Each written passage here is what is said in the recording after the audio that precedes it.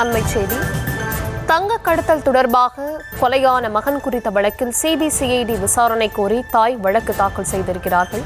விவரங்களுடன் இணைகிறார் செய்தியாளர் மதியழகன். மதியழகன், விவரங்களை வழங்கலாம்.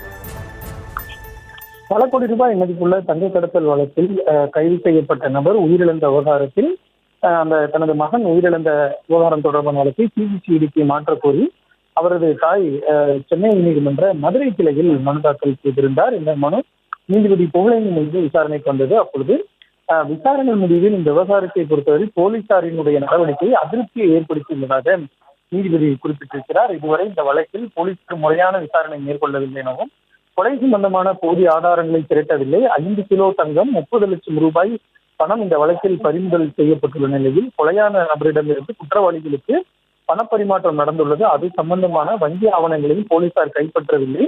இந்த வழக்கை பொறுத்தவரை போலீசாரின் விசாரணையில் திருப்தி அளிக்கவில்லை என நீதிபதி குறிப்பிட்டிருக்கிறார். எனவே இந்த வழக்கினுடைய விசாரணையை சிபிசிஐடிக்கு மாற்றி உத்தரவு பிறப்பிப்பதாக கூறிய நீதிபதி இந்த வழக்கை முடித்து வைத்தார்.